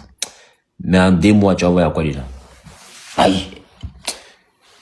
Tu sais pas que même quand ils sont en train de jeûner, mes pieds ici dans les rues, dans les carrefours, en train de casser ce qu'il faut casser pour faire ton travail là, pour que ça se déboule là. Quand ça déboule, c'est pas que moi mon calcul est d'accord clair. Il est d'accord calculer 200 millions, tu sais pas ça?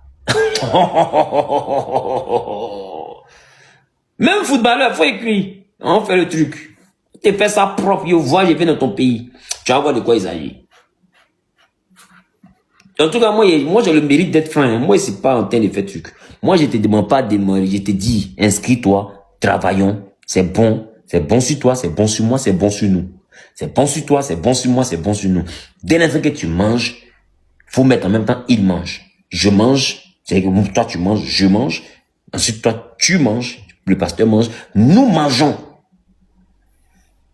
Mais en fait, je mange, et puis le pasteur qui est en train de travailler, tes démons, tes loups démons de ton monde dans les emplois, il pas le temps de les combattre, les poursuivre, et puis c'est toi, si tu manges, ça a mal fini. Ah, d'accord. Le numéro là, c'est le plus 225. 05, 05, 05, 77, 64. Plus 225, 05, 05, 05, 77, 64. Et je te dis en même temps, je vais prendre les 10 dernières personnes qui vont s'inscrire. Après ces 10 personnes-là, j'ai fini. C'est bouclé. On parle plus d'inscription, je suis dans mon coaching en même temps. Je prends les 10 dernières personnes qui vont s'inscrire. Après ça, le coaching de moi, c'est terminé. Ça sera en janvier de 2027 que je vais ouvrir la nouvelle vague du coaching. Maintenant, celui qui se reconduit, ça c'est autre chose. Mais la nouvelle vague du coaching va s'ouvrir en janvier 2027. C'est 12 mois où on travaille. En décembre, on fait le bilan. Voilà. Ensemble, on a fait le bilan. Que c'est bon sur toi. Papa, je fais mon offrande d'action de grâce pour dire merci parce que ton Dieu m'a montré qu'il est Seigneur. Ce que tu as dit là, ton Dieu a fait. Parce que écoutez, l'homme va beau avoir la connaissance. À la fin, là, c'est la main de Dieu dans ce que tu connais là et dans ce que tu fais là qui fait prospérer. Tu me comprends? La formation se fait sur Zoom. Donc, peu importe ton pays, tu peux participer à la formation. On se comprend? Peu importe ton pays, tu peux participer à la formation. D'accord? Tu écris au plus 225 05 05 05 77 64. D'accord? Que Dieu vous bénisse, je vous aime très fort. D'accord? Et puis, on se fait signe. Prenez soin de vous surtout. Voilà. Et recherchez la spiritualité chrétienne. C'est là que tout se passe. La religion chrétienne, c'est bon. Mais la spiritualité chrétienne, c'est mieux. La religion, c'est quand tu acceptes Jésus. Ça te rend religieux. Dans la religion chrétienne. Mais la spiritualité, c'est quand tu fais connaître la vérité qui a t'affranchi. Là, tu deviens spirituel. On te montre ce que j'appelle les 1 plus 1 égale à 2. Il dit, vous connaîtrez la vérité. Il n'a pas dit, vous viendrez à l'église. Il dit, vous connaîtrez la vérité. Et la vérité vous affranchira. Il y a un niveau de la vie où on doit t'expliquer la vérité qui a t'affranchi. Gars, vit à l'aise, hein. Il ne faut pas mourir bête aussi. Tu comprends? Gars, vit à l'aise. Il ne faut pas mourir bête. Il y a trop de chrétiens qui sont assis dans les églises. C'est les vrais gawa. Si tu leur demandes, ils sont trop nés de nouveau. Si tu leur demandes, ils connaissent tout ce qui est écrit. Je dis quand on parle, ils parlent aussi. Il est écrit, il est écrit. C'est écrit où? C'est écrit dans la difficulté de ta vie que tu es en train de vivre. C'est dedans que c'est écrit. Il faut rester en train de faire des débats. Les musulmans, effectivement, peuvent me contacter. Il y a plein de musulmans qui sont inscrits. On se comprend? Les musulmans peuvent écrire. Les musulmans peuvent me contacter. En tout cas, tous ceux qui se sentent... Voilà, on va parler de spiritualité. D'accord? On va parler de spiritualité. Et... voilà, je pense qu'on va faire ça comme ça. Que Dieu vous bénisse, que sa grâce soit sur votre vie, on est ensemble, et puis à très vite. Si y a un prochain live, je vais vous tenir informé. À bientôt. On doit dire merci à Dieu. Pourquoi? Je sais que certaines personnes vont me dire non, c'est un serviteur de Dieu. Et pourquoi? Je n'ai jamais vu un signe de serviteur en lui. Du coup, Dieu est en train de dévoiler certaines personnes. On ne peut qu'accepter cela. Dieu est en train de choisir, de mettre à côté le bon fruit et les autres pourris là, ils doivent aller de leur côté. La décision qu'il a prise, pour moi, c'est bien. Pourquoi? Parce que les gens le suivaient tout en croyant qu'il était le vrai homme de Dieu. Maintenant qu'on a compris, ou maintenant qu'il a compris qu'il n'est pas de Dieu, il le savait, mais il faisait la grosse tête, il attendait voir, il essayait par tous les moyens. Tu sais, servir Dieu, c'est pas une mince affaire. J'ai toujours dit aux gens, quand tu n'es pas encore préparé, tu n'es pas prêt, tu n'as pas été préparé pour ça, ne te mêle pas dans ces affaires-là parce que tu risques. Il y a des combats qui viendront que tu ne seras pas à mesure de te battre sur les plans spirituels. C'est pas parce que vous voyez les gens, pasteur, que ces gens-là sont je ne sais comment vous pensez. Non. Ce n'est pas une mince affaire. Avant de servir Dieu, rassure-toi que tes 2 pieds sont sur terre. Au cas contraire, ne le fais pas. Au cas contraire, réserve-toi, garde ta position. C'est ça le plus important. Ne sois pas une pierre d'achoppement pour les autres. Ne le sois pas. Maintenant, l'église que Wilfred avait créée là, à qui il a laissé? Et toutes ces personnes-là qui croyaient, qui allaient à l'église à cause de lui, il les a laissées où? Et toutes ces personnes-là qui insultaient les autres à cause de Wilfred, disant que c'est un homme de Dieu, c'est ci, c'est ça. En tout cas, moi, je ne suis pas pour que les hommes de Dieu abandonnent. Non. Je suis en train de parler des vrais hommes de Dieu. Mais si c'est le faux, ils doivent abandonner, s'asseoir sur les bancs et écouter le vrai parler. Comment un soi-disant homme de Dieu vient pour dire que nous servons un même Dieu, mais les résultats sont différents? C'est ça la loi de la nature. Dieu ne peut pas nous bénir tous de la même manière. Non, ça ne peut pas se faire de cette façon-là. Dieu bénit chacun selon qu'il a préparé, selon qu'il l'a prévu, selon son destin. Il ne bénit pas tout le monde de la même manière. Il dit que ces pasteurs-là, ils prient le même Dieu. Ils font tout comme eux. Mais pourquoi ces pasteurs-là sont plus riches? Leurs femmes s'habillent bien, avec des Louboutins, de Gucci, de Versace, des griffes. Trop cher. Pourquoi c'est seulement eux? Pourquoi pas lui? Vous voyez là où l'envie amène une personne.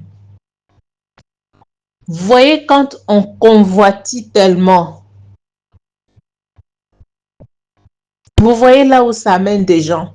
La jalousie, la convoitise, le vouloir prendre des autres, le vouloir être ou devenir comme les autres, c'est ça qui vous tue.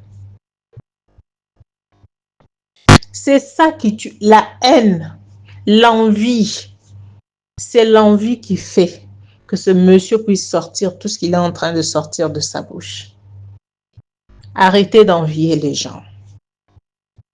J'ai dit souvent que toutes ces personnes que vous enviez là, s'ils vous empruntaient leur vie, peut-être que vous n'allez pas supporter. Peut-être que vous ne serez pas à mesure de vivre cette vie-là qu'ils sont en train de vivre. Mais en voyant des lieux, vous pensez que voilà, c'est du spécial. Non. Si tu as cette mentalité-là dans ta tête, tu vas souffrir toute ta vie.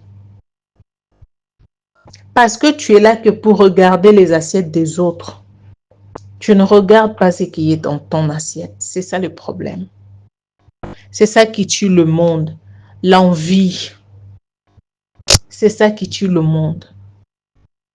Et dit que les femmes de ces pasteurs-là, même leur façon de mettre le maquillage, le mèche, c'est toujours différent.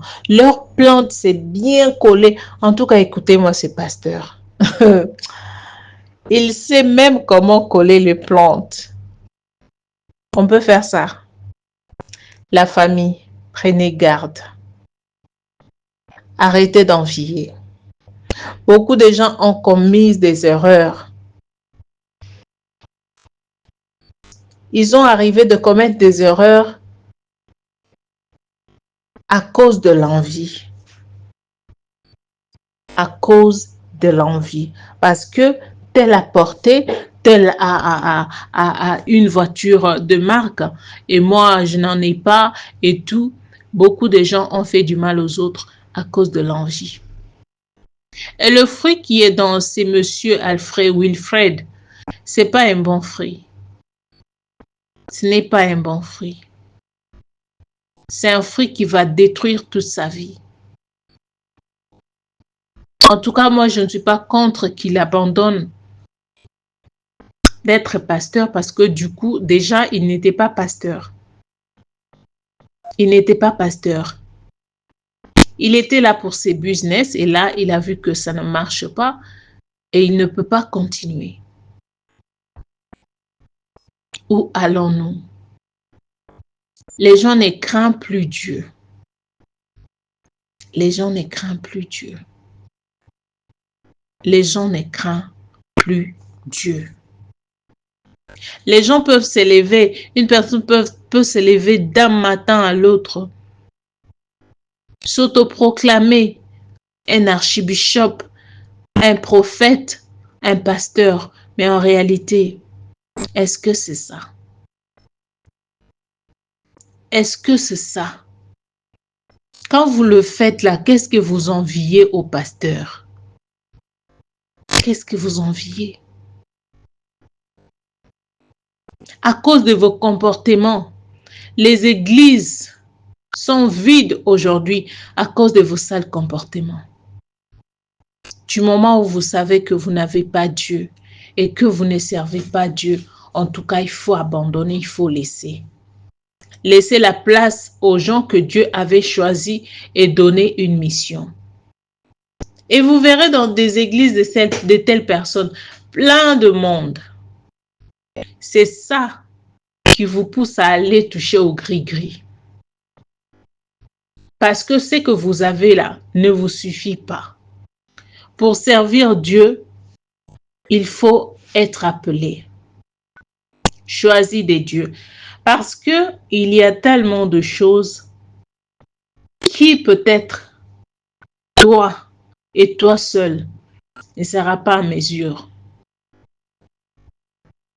Il te demande l'esprit de Dieu. Il te demande l'appel de Dieu. Faites attention. J'ai même vu dans quelques églises, les gens qui abandonnent les églises. Pourquoi? Parce que le pasteur ne m'a pas consacré comme étant pasteur. Laisse les fruits crier. Si Dieu souffle à l'oreille de ces pasteurs-là, de ton chef de l'église, pour qu'il puisse t'ordonner comme étant pasteur, gloire à Dieu. Mais si cela n'est pas encore arrivé, tu n'es pas obligé de te précipiter. Soit, après les gens vont comprendre que tu étais là par intérêt. Tu n'étais pas là parce que tu aimais Dieu ou tu aimais servir Dieu. Parce qu'aujourd'hui, c'est difficile de voir les gens qui servent Dieu avec leur amour, leur cœur. C'est difficile. C'est très difficile, la famille. Que cette vidéo interpelle beaucoup de gens. Ne la regardez pas seulement, vous regardez la vidéo et puis vous passez. Non. Que ceci vous enseigne quelque chose. Que cette vidéo puisse vous enseigner quelque chose. C'est ça le plus important. Puisse vous montrer qu'un homme peut abandonner aujourd'hui, mais Dieu n'abandonnera pas. Ne quitte pas ton église pour aller dans une église où il y a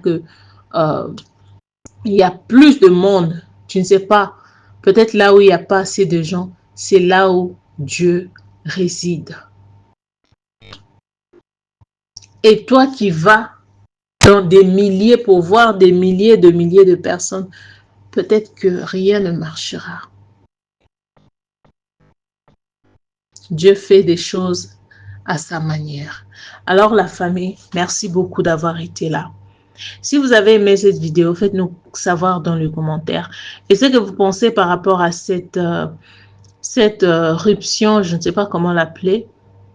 Il a arrêté avec... il a arrêté à servir Dieu. Il n'est plus pasteur. Il s'est lui-même prononcé qu'il n'est plus pasteur. Et il a donné quelques raisons. Parmi ces raisons-là, faites-nous savoir dans les commentaires, a-t-il raison ou pas? Que Dieu vous bénisse et je vous retrouve prochainement.